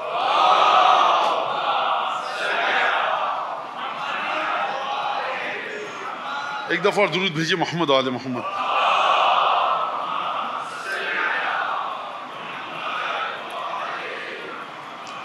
اب دیکھیے روایت جو میں پڑھ رہا ہوں یہ ہے امالی صدوق میں، یہ ہے جناب امیر رسول خدا کی گفتگو. کس کی گفتگو؟ جناب امیر اور رسول خدا کی گفتگو. امالی صدوق ترجمہ کروں گا آپ لوگ سمجھ جائیں گے. اے علی قل لاصحابک العارفین بک، اپنے ساتھیوں سے کہو یہ پیغام میرا پہنچاؤ، ہر ایک سے نہیں، العارفین بک جو تمہاری معرفت رکھتے ہیں. رسول خدا بھی جناب امیر کے ان ساتھیوں سے گفتگو کر رہے ہیں جو تمہاری معرفت رکھتا ہے. معرفت نہیں رکھتا تو رسول خدا کی بات سمجھ میں نہیں آئے گی، صاحبان معرفت کی سمجھ میں آئے گی. کیا کریں تمہارے چاہنے والے؟ یتنزہون عن الاعمال التي یقارفها عدوہم، ان اعمال سے دور رہیں جو تمہاری معرفت رکھتے ہیں کہ جن برے اعمال کو، جن غلیظ اعمال کو علی کے دشمن انجام دیتے ہیں. تو اب آپ کی سمجھ میں آ گیا امامت سے ارتباط کا مطلب کیا ہے. دشمن علی والے اعمال کو انجام مت دو. مولانا ہم تو تقلید کو نہیں مانتے، ہم اخباری ہیں، ہم اصولی ہیں، ہم نمازی ہیں، ہم ماتمی ہیں. ارے میاں تم کچھ نہیں، تم ڈھکوسلے باز ہو. نہ نمازی، نہ مدرسہ، نہ ماتمی، نہ اصولی، نہ اخباری. تم علی والے ہو نہیں ہو؟ تم پنجتن والے ہو کہ نہیں ہو؟ کیا مطلب یہ جو گناہ اور ثواب کا تصور ہے اس کے لیے تقلید کرنا ضروری ہے؟ ٹی وی پہ جو تمہارے یہاں چلتا ہے اگر جناب امیر آ جائیں تو اجازت دیں گے یہ دیکھنے کی؟ گھر سے جو میری خواتین نکلتی ہیں جس طرح سے جناب امیر آ جائیں، اخباری، اصولی، ماتمی، مسجد، امام باڑہ، نمازی، ہم یہ ہیں، ہم وہ ہیں، ہم درویش لوگ ہیں مولانا، یہ سب ڈھکوسلے بازیاں ہیں، یہ سب بھاگنے کی باتیں ہیں. یہ کہاں بھاگنے کی باتیں؟ امیر المومنین کی محبت کو اپنی طرح تشریح کریں. آپ جو بھی ہوں، آپ بیٹھے ہوئے، میری اگر رسول خدا گفتگو فرمانے جناب امیر کے چاہنے والوں سے جو معرفت رکھتے ہیں تو میں گفتگو کر رہا ہوں میں بھی سنت رسول کے مطابق گفتگو کر رہا ہوں جو جناب امیر سے محبت رکھتے ہیں، جو جناب رسالت مآب سے محبت رکھتے ہیں. کیا ان اعمال سے دوری رکھو کہ جو علی بن ابی طالب کا دشمن انجام دیتا ہے. لہٰذا فرمایا فما من یوم ولا من لیلۃ الا ورحمۃ اللہ من اللہ تغشاہم. کوئی دن اور رات ایسا نہیں گزرتا کہ جب خدا کی رحمت علی کے چاہنے والوں کو اپنی لپیٹ میں نہ لے. فَلْيَجْتَنِبُ الدَّنَسَ. میرے الفاظ میں ترجمہ، اے علی کے چاہنے والے، صبح شام خدا کی رحمت تجھے اپنی لپیٹ میں لے رہی ہے، تو نجاست سے دور کیوں نہیں نکل رہا؟ خدا کی رحمت کہہ رہی ہے آؤ علی کی طرف، چاہنے والا کہہ رہا ہے میں جاؤں گا شیطان کی طرف. ایک جنگ ہے رحمت الہی میں، محبت ہے جناب امیر کے صدقے میں اور شیطان میں. تو اب علی کا چاہنے والا خود فیصلہ کرے جناب امیر کا کہ وہ کس طرف جا رہا ہے. یا علی اشتد غضب اللہ عز وجل علی من قلاہم وبرأ منہم منک ومنہم. اے علی، خدا کا غضب شدید ہو چکا ہے ان لوگوں پر کہ جو تمہارے چاہنے والوں کے ساتھ ناراضگی سے منہ موڑ لے اور تم سے، اور جو لوگ یہ کام کریں اور جو تم سے بیزار ہو اور تمہارے سچے چاہنے والوں سے بیزار ہو، خدا کا اس پر غضب ہے. جناب امیر کے چاہنے والوں، جناب امیر سے کوئی بیزار ہے تو بات سمجھ میں آتی ہے، حتیٰ جناب امیر کے سچے چاہنے والوں سے جو بیزار ہے خدا ان سے ناراض ہے. وَاسْتَبْدَلَ بِكَ وَبِهِمْ. اور اے علی، تمہارے علاوہ میرے الفاظ میں اپنی محبت کا مرکز اور لوگوں کو بنا دے. رسول خدا کہہ رہے ہیں کہ اگر ذرا سی بھی محبت کے مقام پر جو علی تمہارے دل میں ہے، محبت علی سرک گئی، ذرا سی کھسک گئی، تزلزل آ گیا، اپنے مقام سے ہٹ گئی، جب محبت ہٹے گی تو کچھ تو آئے گا، کسی کی تو محبت آئے گی. جیسے ہی علی ابن ابی طالب کے علاوہ کسی کی محبت آئی، رسول خدا فرما رہے ہیں غضب نازل ہو گیا، خبردار اس دل میں سوائے علی کے کسی کی محبت نہ آئے. اور پھر فرمایا کہ وَتَرْكُكَ وَشِيَعَتُكَ وَاخْتَارَ الضَّلَالَ. اور جنہوں نے تم کو چھوڑ دیا اور گمراہی کو لے لیا. اب اسی طرح سے رسول خدا فرما رہے ہیں اور ابغضنا اہل البیت وابغض من والاک ونصرک واختارک وبذل مہجتہ ومالہ فینا. یہ جملہ سنیے. اب جہنمی ہے وہ شخص، برباد ہو گیا، ہلاک ہو گیا کہ جس نے ہم اہل بیت سے بغض رکھا، اور اے علی جس نے بغض رکھا اس سے کہ جس نے تجھ سے محبت کی. وَنَصَرَكَ. اور جس نے اس سے بغض رکھا جس نے تیری مدد کی، وہ بھی جہنمی. وَاخْتَارَكَ. اور جنتی وہ ہے اور جس نے تجھے اختیار کیا، اپنے امام، ولی، وسیع، اپنے رہبر، قائد، جو بھی لفظ آپ استعمال کریں، جس نے تجھے اختیار کیا. اور جو اس ایسے شخص سے جس نے تجھے اختیار کیا نفرت رکھے، یہ بھی برباد ہو گیا. وَبَذَلَ مُہْجَتَهُ. اور اے علی جس نے تیری خاطر اپنی جان دی، صفین میں، جمل میں، نہروان میں، کربلا میں، امام مجتبیٰ کے ساتھ تمام جنگوں میں تمہاری خاطر جان دی علی. اس نے اپنے خون کو بہایا، اور اس بنیاد پر جو بھی اس سے بغض رکھے کہ یہ علی کی رکاب میں شہید ہوا، یہ بھی برباد ہوا. اور اے علی جس نے اپنا مال ہمارے راستے میں خرچ کیا اور ایسے خرچ کرنے والے سے کسی نے بغض رکھا کہ یہ علی کے لیے اپنا مال خرچ کر رہا ہے، یہ بھی برباد ہوا. جان علی کے لیے خرچ کی، کسی نے تم سے دشمنی رکھی. مال علی کے لیے خرچ کیا، کسی نے تم سے دشمنی رکھی. تم نے علی کو اپنا امام مانا، کسی نے تم سے دشمنی رکھی. تم نے علی ابن ابی طالب کو اختیار کیا، کسی نے آپ سے دشمنی رکھی. آپ نے علی ابن ابی طالب کی محبت کو بھر لیا اپنے دل میں اور کسی نے اس بات پر آپ سے دشمنی رکھی. رسول خدا فرما رہے ہیں اعمالی صدوق کے مطابق برباد ہو گیا. اب جملہ پڑھوں، خدا کی قسم، اے علی میرا سلام اپنے ان سچے چاہنے والوں کو پہنچا. درود کی جگہ بنتی تھی ایک یہاں پر.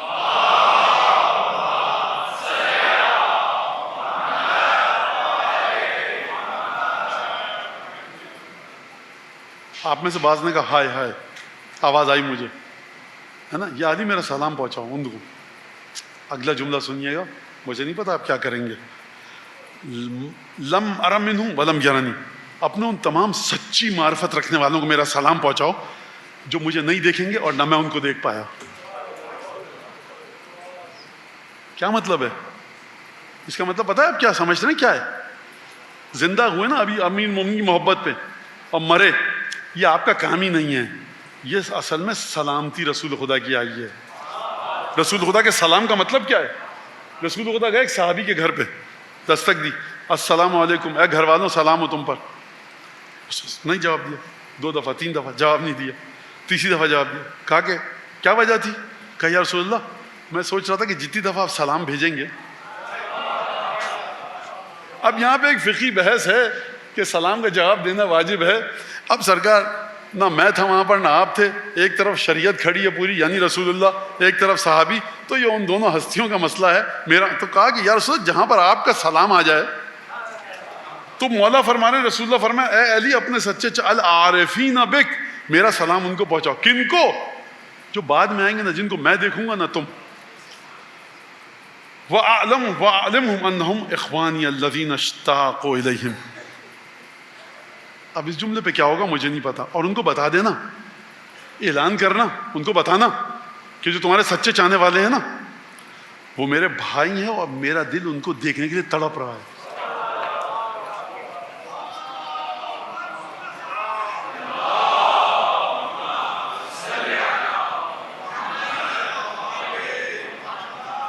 فَلْيُلْقُ عِلْمِي إِلَىٰ مَنْ يَبْلُغُ الْقُرُونَ. لہٰذا میرا یہ پیغام ان تک پہنچا دینا جو بعد میں آنے والی صدیوں میں پیدا ہوں گے اور تم سے سچی محبت رکھتے ہیں. وَلْيَتَمَسَّكُوا بِحَبْلِ اللَّهِ. ان کو چاہیے کہ خدا کی رسی کو مضبوطی سے تھام لیں. وَلْيَعْتَصِمُوا. اور بڑی مضبوطی کے ساتھ اس کو اس طرح سے تھامیں کہ غلط کاموں سے بچے رہیں. وَلْيَجْتَهِدُوا فِي الْعَمَلِ. اور ان سے میں مخاطب ہوں کہ یہ لوگ اچھے عمل کرنے کے سلسلے میں جان توڑ کوشش کریں. کوئی رتی برابر اچھا عمل ایسا نہ ہو کہ جس کو تمہارے سچے چاہنے والے چھوڑ دیں. تو معرفت علی بن ابی طالب، رسول کے سلام کو دریافت کرنے کی، وصول کرنے کی شرط یہ ہے کہ جس شخص کو آپ دیکھیں نا محبت میں بڑا بیتاب ہے، جس شخص کو آپ دیکھیں کہ گریہ بھی کر رہا ہے، جس شخص کو آپ دیکھیں ماتم کرنے کی طاقت ہے ماتم کر رہا ہے، جس شخص کو آپ دیکھیں کہ عزاداری کر رہا ہے، اچھے عمل کے اندر دوڑ لگا رہا ہے، نماز بھی پڑھ رہا ہے، برے کاموں سے بچ رہا ہے، سمجھ لیجئے، بہت یقین کر لیجئے کہ یہ وہ شخص ہے جس تک رسول خدا کا سلام پہنچا ہے. اب آپ سمجھے؟ بس اب میں حدیث درود بھیجے محمد آل محمد کو.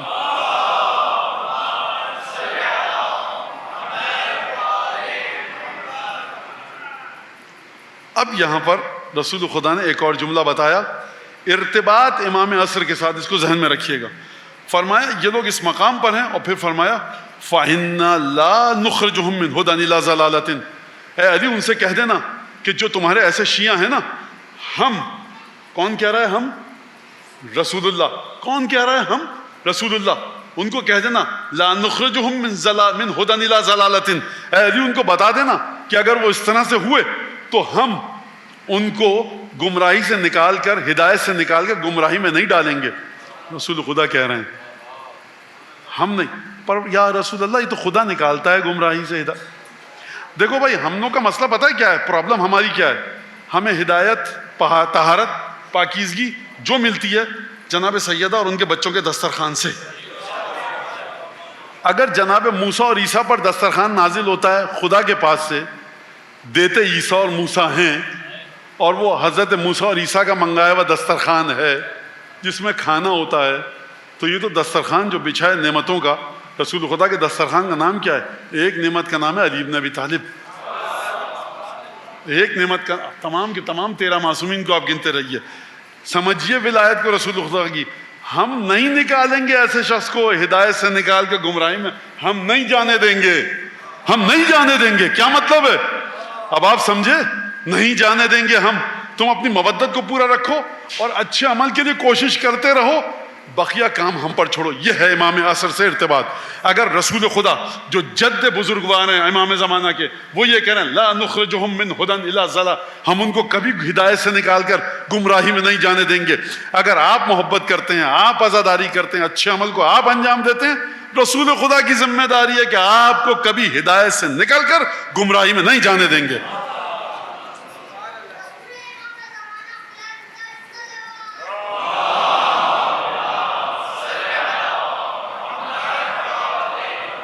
وَأَخْبِرْهُمْ أَنَّ اللَّهَ رَاضٍ عَنْهُمْ. اے علی ان سے کہہ دینا کہ ان کا خدا ان سے راضی ہے. وَأَنَّهُ يُبَاهِي بِهِمْ مَلَائِكَتَهُ. اور خدا ملائکہ کے سامنے جب تمہارے ایسے چاہنے والوں کا ذکر کرتا ہے تو بڑے فخر کے ساتھ کرتا ہے, بڑی خوشی کے ساتھ کرتا ہے کہ یہ ہیں میرے اصل میں بندے. اس بندگی میں آپ کیسے پہنچے؟ علی کا بندہ بنو گے تو خدا کا بن پاؤ گے, بندہ علی ہوں گے تو بندہ خدا ہوں گے. لہٰذا اب میں ایک آخری جملہ پڑھ کے نتیجہ دوں آپ کو. یا علی لا ترغب عن نصرت قوم یبلغہم, اے علی دیکھو ایسے لوگوں کی مدد سے کبھی غافل نہ رہنا.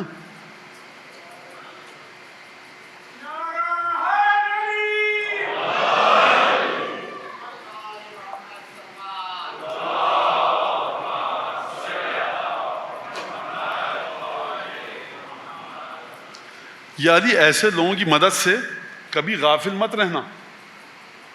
کیا مطلب؟ یعنی اگر آپ نے یہ کام کیا تو اب رسول خدا فرمانا ایسے لوگوں کی مدد کے سلسلے میں کبھی بے رغبتی مت دکھانا, عدم دلچسپی کا اظہار مت کرنا. میری اردو تو آسان ہے, سمجھ میں آ رہی ہے نا؟ بے رغبتی مت دکھانا, بد دل مت ہو جانا. میں کیا لفظ استعمال کروں مجھے نہیں پتا, یہ لفظ یہی ہے. اگر آپ یہ کام کریں گے تو مدد آئے گی جناب امیر کی طرف سے, کیونکہ رسول خدا کہہ رہے ہیں.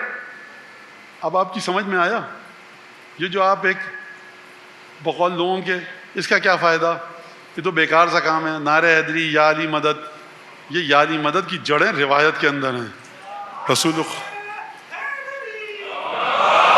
رسول خدا فرما رہے ہیں یا علی ایسے لوگوں کی مدد سے غافل. کن لوگوں کی مدد سے؟ کن لوگوں کی مدد سے؟ وہ لوگ کہ جن کو میں نہیں دیکھ پاؤں گا, میری موت کے بعد پیدا ہوں گے, نہ وہ مجھے دیکھیں گے.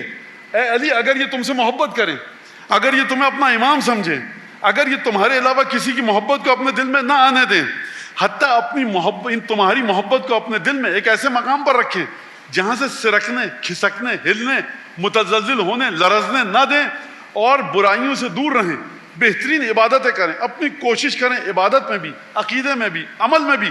تو یا علی خبردار, رسول خدا کہہ دیتے اے علی ان کی مدد کرتے رہنا.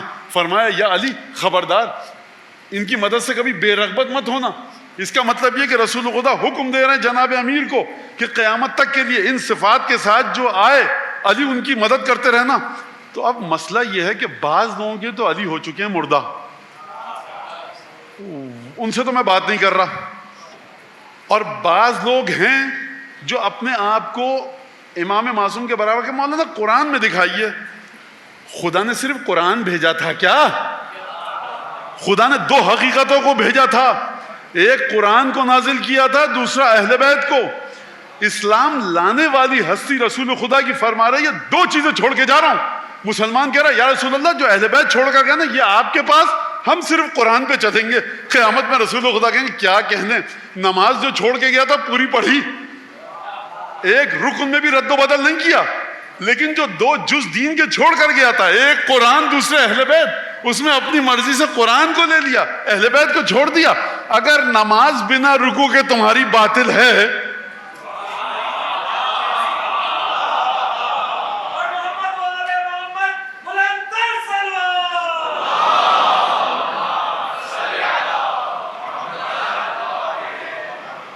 لہٰذا آپ اس بات کو سمجھ رہے ہیں. اے علی کن کی مدد سے بے رغبت مت ہونا, کن کی مدد سے؟ جو بعد میں آنے والی صدیوں میں آئیں گے. رسول خدا کا انتقال ہوا 10 ہجری میں, جو 11 ہجری میں آئے گا رسول خدا اس کو ظاہری نگاہ سے تو نہیں دیکھ پا رہے, نگاہ رسالت سے دیکھ رہے ہیں, ہمارا عقیدہ ہے, کوئی ظاہری نگاہ سے تو نہیں دیکھ رہے. جو 15 ہجری میں آ رہا ہے وہ رسول خدا کو نہیں دیکھ پا رہا, قبر مطہر کو دیکھ رہا ہے, رسول خدا کو نہیں دیکھ رہا ہے نا. بات یہ عمل کرے, عقیدہ محبت علی بن ابی طالب ہے, یہ بات سمجھ میں آ گئی. اب اس کے بارے ان لوگوں کے بارے میں فرمایا لا ترغب فی نصرتہم, علی دیکھو ان کی مدد کے سلسلے میں بے رغبت مت ہونا. تو اس کا مطلب یہ ہے کہ اگر علی سے کہہ رہے ہیں مدد کرنا تو ہم بھی اسی علی سے مدد مانگ رہے ہیں کہ یا علی مدد کیجئے. اب یا علی مدد میں آپ کو تکلیف کیا ہے سرکار؟ درود پڑھیں محمد آل محمد.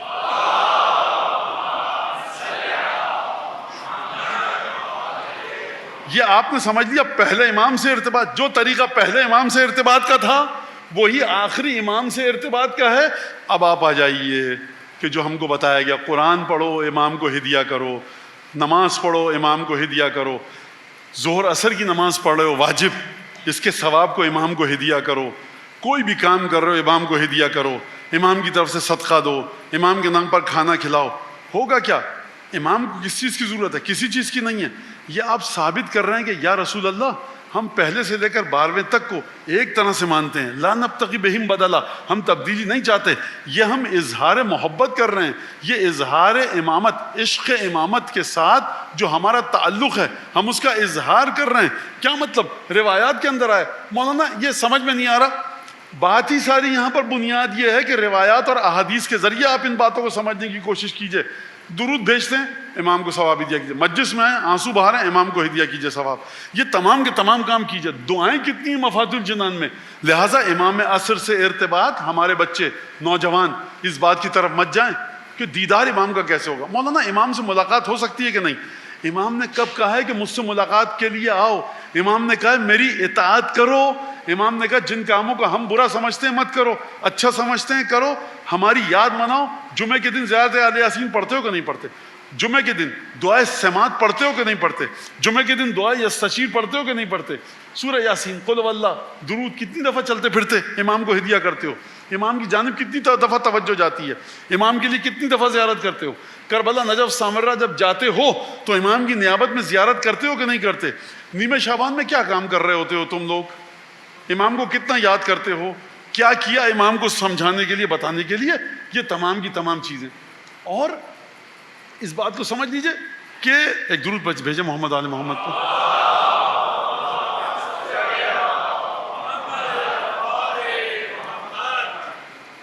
دھیرے دھیرے آپ کا ارتباط بڑھے گا. اور جو حکمتیں ہمارے پاس، یہ بہت ساری چیزوں سے نہیں ہوتا. مولانا کے منہ پہ داڑھی ہے، سر پہ امامہ ہے، کیا باتیں کر کے گئے.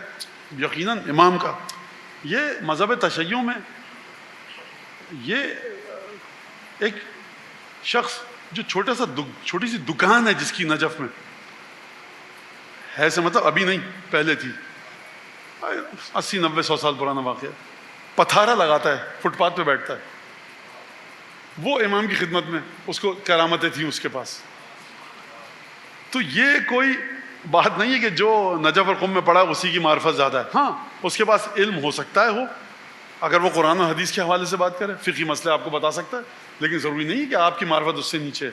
مذہب تشیع میں ایک شخص جو بیچارہ کسان ہے، ہل چلا رہا ہے، رزق حلال کما رہا ہے، خدا کا محبوب بندہ ہے. ایک شخص کہ جو مزدوری کر رہا ہے، محنت کر رہا ہے، خدا کا محبوب بندہ ہے، حلال کما رہا ہے. ہو سکتا ہے یہ شخص ایک عالم سے، مولانا سے، 1000 لوگ بیٹھے ہیں فرض کیجئے، اس سے کہیں آگے ہو اور قیامت میں یہ شخص عالم دین کی شفاعت کروائے.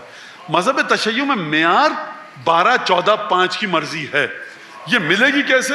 یہ ملے گی ایسے کہ سسٹم کے مطابق چلیے. حجت آپ کے پاس، آپ کا مرجع تقلید ہے اس وقت. شرط ختم ہو گئی، بدل سکتے ہیں تقلید، جو لکھا ہے توضیح مسائل میں اس کے مطابق چلیے. معرفت لیجئے حضرت حجت سے، معرفت طلب کیجئے ائمہ سے.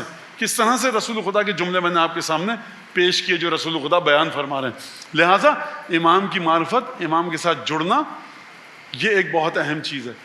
اب بعض باتیں پیش کرتے ہوئے بڑا مسئلہ ہوتا ہے، کیونکہ ہمارے ایک فیشن آ گیا ہے.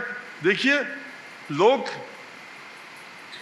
وہ کہتے ہیں نا کہ بعض دفعہ آواز لگاتے ہیں، آپ صاحب مجلس میں جا رہے ہیں، صحیح نشتہ پاک نشتہ پاک نشتہ پاک، اس نے بٹھایا آپ کو نشتہ پاک کے حوالے سے اور اتار دیا کہیں اور. آپ نے کہا یہ کہاں لیا ہے؟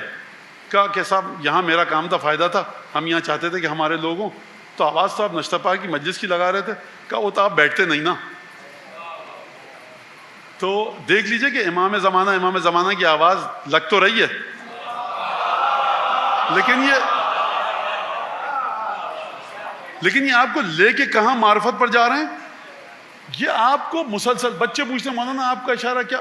میرا اشارہ کسی کی طرف نہیں، نہ میری کسی سے دوستی ہے نہ دشمنی ہے. میری بات صرف یہ ہے کہ تم کس امام حسین کو مانتے ہو. مولانا کتنے امام حسین ہیں؟ 10, 20, 50, 100 ہیں بھائی. تم کس کو مانتے ہو؟ تو مولانا آپ، میرا امام حسین زیارت عاشورہ والا ہے، میرا امام حسین زیارت وارث والا ہے، میرا امام حسین امین اللہ والا ہے، جامع کبیرہ والا ہے. میرا امام حسین کون ہے؟ وہی ہے کہ جو حدیثوں میں آیا ہے. امام زمانہ کون؟ وہی جو زیارت اہل یاسین میں. امام زمانہ کون؟ وہی جو دعائے ندبہ میں آیا, جو دعائے عہد میں آیا. وہ امام کہ جو اپنی زیارتوں میں آیا. وہی امام جو حدیثوں میں آیا کہ کیا کریں, کس طرح سے ارتباط رکھیں. اور اس کے بعد پھر اب آپ کو دنیا میں جو کرنا ہے کیجئے.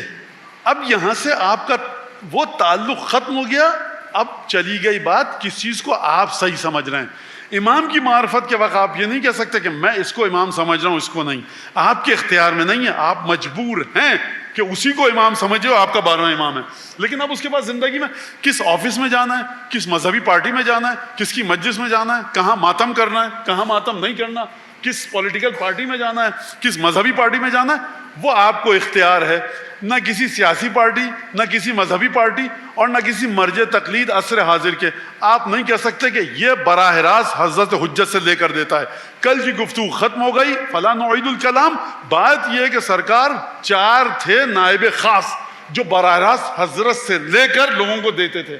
اب اس کے بعد جو میں نے کل پوری تشریح بیان کی ہے کہ اب بات ہے نائبین خاص کی نہیں, اب بات ہے نائبین عام کی. اور عام اور خاص کا فرق یہ کل میں نے آپ کو بتا دیا. لہٰذا اس بات کو آپ سمجھیے. واقعات جو ہمارے سامنے ہیں وہ شکریہ بیٹا بڑے عجیب ہیں. اور جب جو کٹھن ترین کام انجام دیا ہے واقعہ کربلا میں, وہ واقعاً اس شہزادی نے انجام دیا ہے کہ جو صنف خواتین سے تعلق رکھتی ہیں, لیکن امتحان دینے کا مرحلہ آیا تو بڑے عجیب انداز سے امتحان دیا. جناب زینب سلام اللہ علیہ, بھائیوں بیٹوں بھتیجوں بھانجوں کے جنازے دیکھے, سب کو تسلیاں دیں. یہ آپ کے سامنے میں نے مصائب بیان کیے. اور اس کے بعد جب دروازے کوفے کے پشت پر پڑاؤ ڈالا گیا تو امام سجاد نے کیا دیکھا جناب زینب کو کہ بیٹھ کر نماز شب ادا کر رہی ہیں. واقعاً مجھے تو یہ جملہ میرے پڑھنے کے لائق نہیں ہے, میری اتنی حیثیت نہیں کہ میں جملہ ادا کروں. کہا پھوپھی اماں, جواب دیا کہ میں اپنے الفاظ میں بتاتا ہوں کہ رسن بستہ ہوں, اس وجہ سے نماز کو عادی طور پر انجام نہیں دے سکتی. اب اس کے بعد بازار کوفہ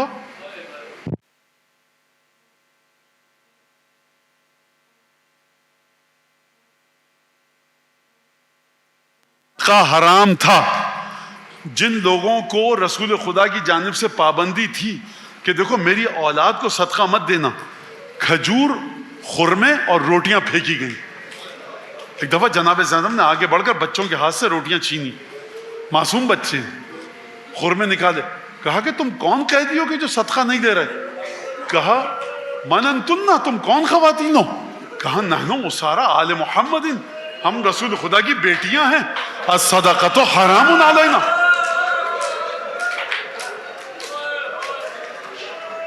دربار میں گئیں, ایک دفعہ خطبہ دینا شروع کیا. جب خطبہ دیا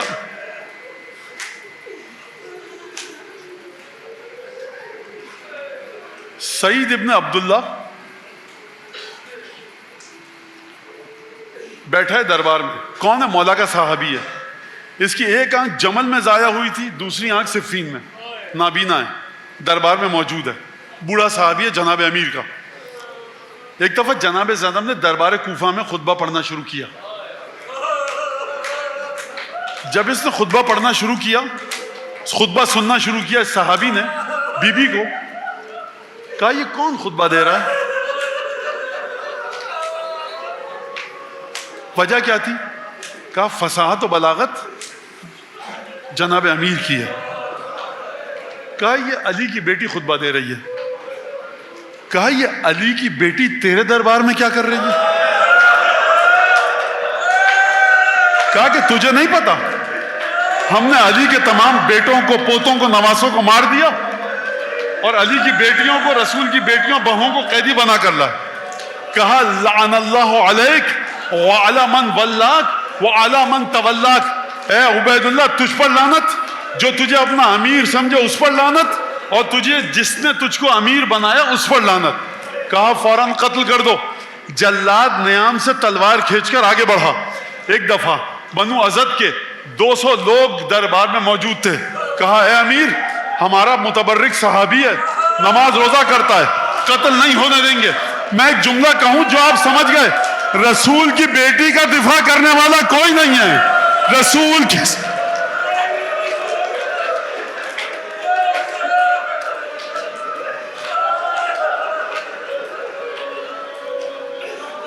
اللهم كن لوليك الحجة ابن الحسن صلواتك عليه وعلى آبائه في هذه الساعة وفي كل ساعة وليا وحافظا وقائدا وناصرا ودليلا وعينا حتى تسكنه أرضك طوعا وتمتعه فيها طويلا. پالنے والے اللهم بحق محمد وآل محمد عليك صل على محمد وآل محمد وعجل فرجهم وأهلك عدوهم من الجن والإنس من الأولين والآخرين. پالنے والے حضرت حجت کی بارگاہ میں اس مجلس کو شرف قبولیت سے سرفراز فرما. حضرت کے دل سے ہر دکھ درد کو دور فرما, ہر خوشی عطا فرما. 12 امام 14 معصومین خصوصاً جناب سیدہ امیر المومنین امام مجتبیٰ رسول اللہ جناب خدیجہ حضرت ابو طالب فاطمہ بنت اسد, ان سب کی بارگاہ میں حضرت حجت کی بارگاہ میں تعزیت و تسلیت کے قابل بنا. سو سلام مرثیہ پڑھنے والے مجلس سے پڑھنے والے جو جا چکے ہیں ان کی مغفرت فرما, جو موجود ہیں طول عمر صحت سلامتی عطا فرما. دنیا میں جہاں جہاں خصوصاً اس شہر میں جہاں مجلس ذاکرین خطبہ علماء مجلس سے پڑھ رہے ہیں, جہاں پر بھی مجلس سے پڑھ رہے ہیں, جو خطیب جو عالم ذاکر, پروردگار ان سب کی زبانوں میں اثر قرار دے, ان کی مجلسوں کو قبول فرما. پروردگار جو مومن مومنہ اپنے دل میں حاجت لے کر یہاں پر ہے, گھروں میں جو بیٹھ کر دیکھ رہے ہیں, ان کو شامل کرتے ہوئے تنگ دست ہے, کوئی نادار قرض دار پریشان حال بے اولاد بے روزگار کسی مشکل میں گرفتار ہے بیمار ہے, اس کی مشکل کو دور فرما. مجھ سے آپ سے SMS کے ذریعے واٹس ایپ کے ذریعے جن لوگوں نے اپنی مختلف حاجتوں کا ذکر کیا, پروردگار تجھے قسم دیتے ہیں جناب زینب سلام اللہ علیہ کی مظلومیت کی, صبر کی, عصمت کی, بی بی کے مقام اور عظمت کی, ان مصائب کی جو برداشت کی ہے, پروردگار ان تمام لوگوں کی مشکلات کو دور فرما. قبلہ جناب مولانا سید اسد عالم نقوی علیل ہیں اور شدید علیل ہیں, دعا کیجیے آپ کے پروردگار عالم اور جتنے بھی مومنین مومنات علیل ہیں ان سب کو پروردگار خصوصاً جناب مولانا سید اسد عالم نقوی کو بحق جناب سیدہ بحق امام موسیٰ کاظم علیہ الصلوۃ والسلام شفاء کامل عاجل عنایت فرما. پروردگار جو مومنین یہاں پر دعا لے کر آئے ہیں اور شرم اور ہچکچاہٹ کی وجہ سے مجھ سے نہیں کہہ سکے, ان کی تمام دعاؤں کو قبول فرما. بانیان حاضرین, اس ہال کے بنانے والے, اس ہال کی خدمت کرنے والے جو مومنین مومنات ہیں ان سب کی تقویت عطا فرما, توفیق عطا فرما اور زندہ و جاوید فرما. عزاداری کو ان کے گھروں میں قیامت تک کے لیے قبولیت کے لیے بلند آواز سے درود بھیج دیجیے.